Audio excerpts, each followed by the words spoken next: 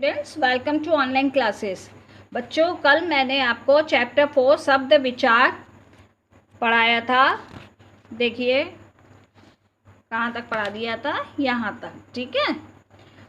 उत्पत्ति के आधार पर शब्दों के वर्गीकरण 4 भागों में बांटे गए हैं।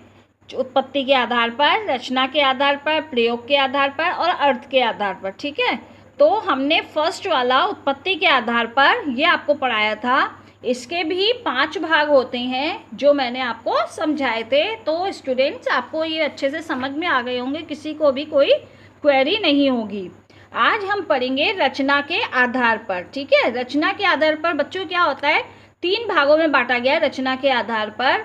तो इसके पहला वाला भाग है रूढ़ शब्द, दूसरा यौगिक और तीसरा योग रूढ़ शब्द। ठीक है। अब रूढ़ शब्द से ही हमें पता चलता है कुछ रूढ़िवादी यानी पुरानी परंपराओं के लिए कुछ कहा जा रहा है, इसीलिए यहाँ पर रूढ़ शब्द कहते हैं। जो परंपरा यानी पुराने जमाने से चले आ रहे जो शब्द होते हैं उसमें कोई भी चेंज नहीं होता, वो हमारे रूढ़ शब्द कहलाते हैं। आइए हम रूढ़ शब्द की परिभाषा को देखते हैं। रूढ़ शब्द वे शब्द जिनका परंपरा से अर्थ चला आ रहा है, परंपरा यानी पुराने जमाने से, रूढ़ शब्द कहलाते हैं। यदि इनके टुकड़े करें तो कोई अर्थ नहीं निकलता। ठीक है। अगर हम इसे तोड़ दें शब्दों को तो उसका कोई अर्थ नहीं निकलेगा। जैसे रात, दिन, हाथ, पैर आदि। ठीक है। इतना सा बच्चों आपको पूरा समझ में आ गया होगा इसमें क्या कहा जा रहा है। सेकंड है आपका यौगिक शब्द। यौगिक से पता चल जाता है, योग है तो यानी कि कहीं जोड़ है इसमें। तो 2 शब्दों को जब हम जोड़ के बनाते हैं, 2 शब्द जो होते हैं उन्हें हम धन लगाकर जोड़ते हैं तो नया शब्द बन जाता है, उसे हम यौगिक शब्द कहते हैं। आइए अब हम इसके बारे में पढ़ते हैं।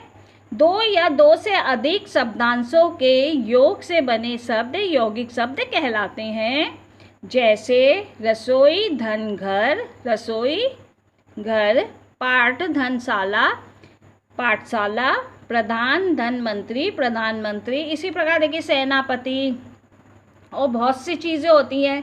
प्रधानमंत्री, प्रधानमंत्री तो है ही है, राष्ट्रपति, बहुत चीज़ें हैं जो कि यहाँ पर योग बनने पर नए शब्द जो बन जाते हैं उसे हम यौगिक शब्द कहते हैं।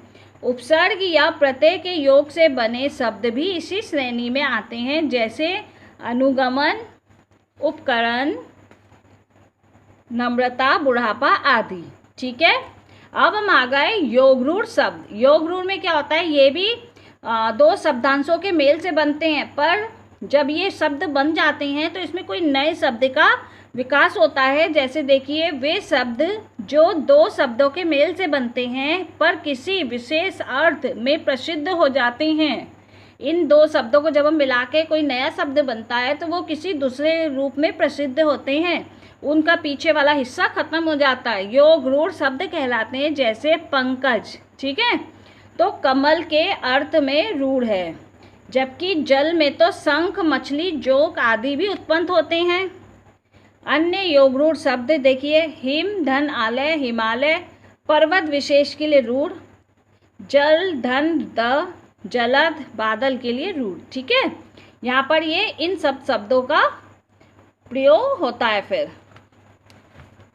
नेक्स्ट आ गए हम इसमें पवन धन पुत्र, पवन पुत्र हनुमान के लिए, दश धन आनंद यानी दशानन रावण के लिए। अब आ गए हम प्रयोग के आधार पर। तीसरा पॉइंट, वाक्यों में प्रयोग करने के आधार पर शब्दों के 2 भेद किए गए हैं, विकारी और अविकारी शब्द। प्रयोग के आधार पर विकारी और अविकारी शब्द।